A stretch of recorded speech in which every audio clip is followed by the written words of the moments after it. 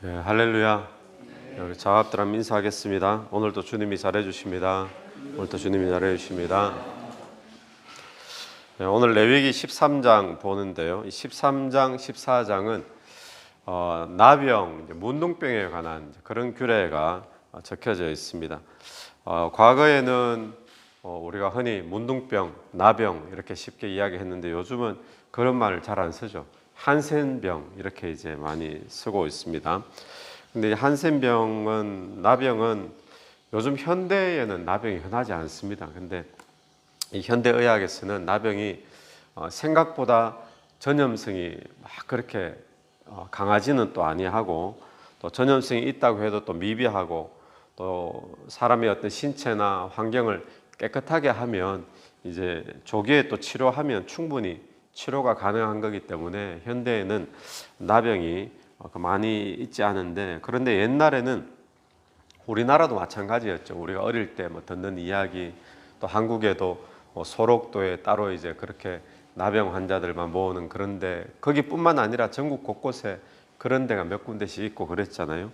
근데 나병에 대한 지식도 없고 그러다 보니까 나병을 난치병으로 그렇게 여겨졌고, 또 나병 걸렸다 그러면 이제 불치병에 걸려서 결국 이제 절망적인 그런 이제 분위기의 병이었습니다.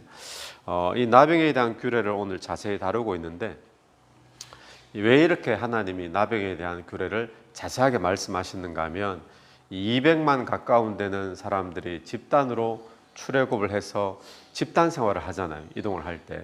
그런데 그 가운데 나병이 발병하면 이 집단 전체에 영향을 끼칠 수가 있기 때문에 그렇습니다. 그래서 공동체 전체에 영향을 끼치기 때문에 구체적으로 이런 지침을 주셨는데, 오늘 그 앞부분에 보니까 머리털이 빠지면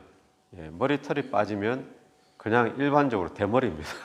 대머리지, 머리털이 빠진다고 해서 이게 나병에 걸려서 부정한 것은 아니다. 이제 그런 이제 이야기들로 시작이 되어지죠.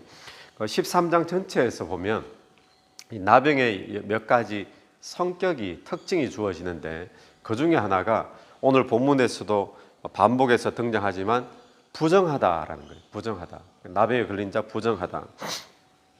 또 하나는 이 전염성이 강하다는 겁니다. 전염성이 강하고, 또 하나는 나병에 걸리면 이 나병은 격리가 되어져야 된다. 요즘 우리가 많이 듣던 이야기죠.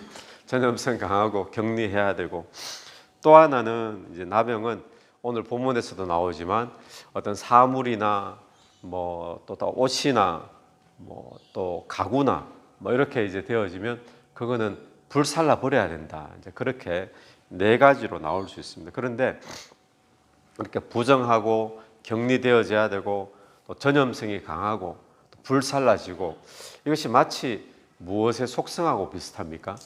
예, 죄의 속성하고 참 비슷하죠. 그래서 이 본문을 이제 신학에서 우리가 한번 적용을 해본다면 예표적으로 또 상징적으로 죄의 속성하고 비슷하기 때문에 이 죄의 속성으로 오늘날 우리의 삶에 적용해 볼 수 있는 본문이 나병에 관한 그런 본문입니다. 첫 번째로 보면 부정하다라는 단어가 반복적으로 등장하는데, 죄도 부정하죠. 죄가 부정한 것입니다. 그러면 누가 부정한 사람인가? 어떤 사람이 부정한 사람일까요? 이 공동체 속에서 나병에 걸린 사람이 부정한 사람이라고 취급되는데, 오늘 우리에게 적용한다면 어떤 사람이 부정한 사람일까요? 우리가 잘 아는 이사야 64장 6절 말씀에 이런 말씀이 있습니다. 무릇 우리는 다 부정한 자 같아서 우리의 의는 다 더러운 옷과 같고. 많이 들어보셨던 말씀이죠. 우리는 다 부정한 자 같아서 누구를 가리키는가 하면 우리 모든 사람을 이야기합니다. 왜 우리 모든 사람들이 부정한 사람이죠? 바로 죄 때문에 그런 거죠. 그러니까 우리 모두는 전부 다 죄인이고 의인은 한 사람도 없는 그런 사람들이기 때문에 우리 인생 전체가 나병 환자가 부정한 자가 나병 환자뿐만 아니라 사실은 우리 모두가 다 하나님 앞에서 부정한 자들이다라는 사실을 기억해야 된다는 거죠. 그러니까 사람들끼리는 누가 더 깨끗하고 누가 더 의롭고 누가 더 악하고 이런 구분을 하지만, 하나님 앞에 서면 우리 전부가 다 부정한 자들이다라는 사실을 먼저는 기억해야 될 것입니다. 두 번째로 이 속성이, 죄의 속성이 전염성이 강하다라는 거죠. 전염성이 강하다. 이 나병이 위험한 이유는 전염성 때문에 그렇습니다. 그래서 42절 한번 보시면, 그러나 대머리나 이마 대머리에 희고 붉으스름한 색점이 있으면, 처음에 이제 색점으로 시작을 하는 거죠. 작은 점부터 시작을 합니다. 47절에도 색점이라고 나오죠. 또 53절도 보면 색점. 그러니까 이 나병은 어떻게 시작하는가? 색점으로 시작한다는 겁니다. 처음에 작은 점부터 시작을 하는데, 그래 점점 퍼지는 겁니다. 퍼져가지고는 나중에 결국에는 온몸 육체 전체를 다 망가뜨리는 게 이 나병인 거죠. 그래서 고대에는 이 병이 재앙이고 절망이었던 겁니다. 그런데 이 몸에만 그런 것이 아니라 공동체에도 마찬가지죠. 공동체에도 처음에는 한 사람에게 발병하는데 놔두면 어떻게 되겠습니까? 놔두면 가족에게, 이웃에게 결국 다 퍼져가지고 공동체 전체가 다 망가지게 된다는 겁니다. 그럼 죄가 어떤 것인가 하면, 죄가 바로 이와 같은 것이죠. 오늘 우리는 그 전염성이라는 것이 얼마나 위험한 것인가 코로나 때문에 잘 알고 있잖아요. 코로나 전염성 때문에 이 죄가 바로 똑같습니다. 처음에는 작은 점부터 시작하는데 놔두면 점점 퍼집니다.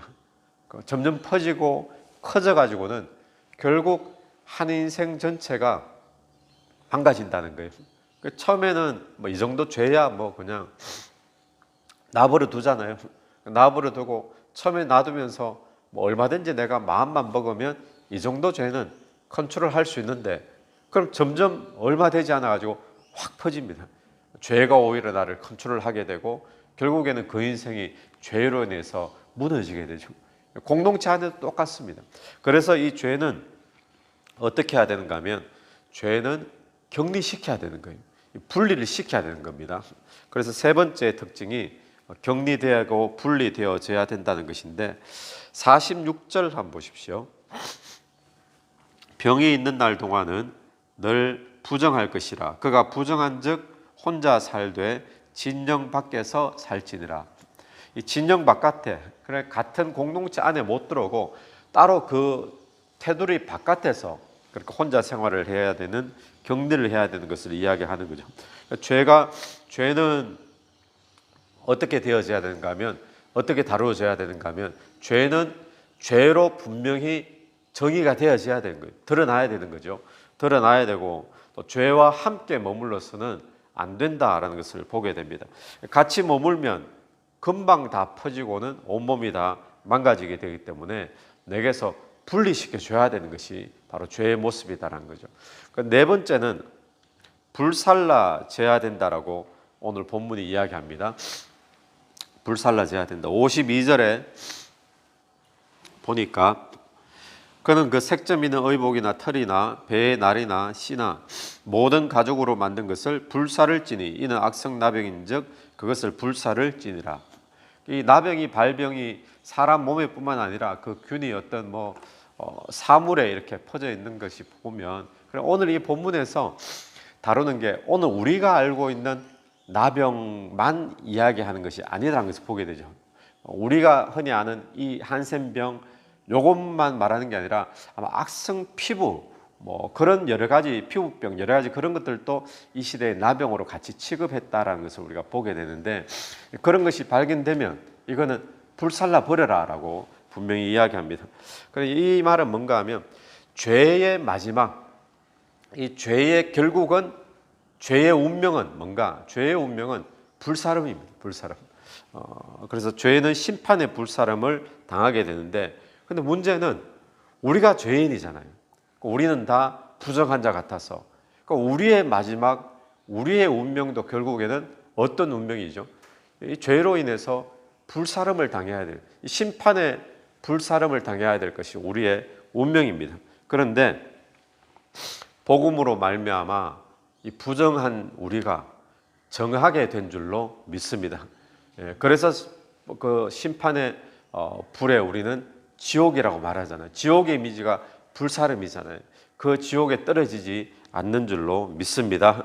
그래서 우리가 한번 정리를 한다면, 부정한 자, 나병 환자를 부정하다 그랬는데, 이 부정한 자는 나병 환자뿐만 아니라 오늘 우리 모든 사람들이 하나님 앞에서 다 부정하다라는 것을 이야기를 하고 있고, 그러면 우리의 운명이 이 나병의 결국 마지막이 불사름을 해야지 없어지는 건데, 우리의 운명도 함께 불살라져야 되는 운명인데, 예수 그리스도의 그 보혈과 피의 능력으로, 복음의 능력으로 우리가 정하게 되어졌다는 사실에 우리가 다시 한번 더 감사하는 그런 하루가 되기를 간절히 바랍니다. 두 번째 교훈은, 죄는 전염성이 강하다라는 것을 기억해야 됩니다. 가만히 놔두면 내 삶을 전부 다 망가뜨립니다. 점점 커집니다. 그리고 자랍니다. 그러니까 죄는 뭘 해야 되죠? 내게서부터 이 죄다라고 여겨지면 뭐 시간 한번 지나 보면 뭐 어떻게 되겠지, 이게 아니라 죄는 빨리 격리를 시켜야 됩니다. 내게서 분리를 시켜야 되는 거죠. 그게 뭐겠습니까?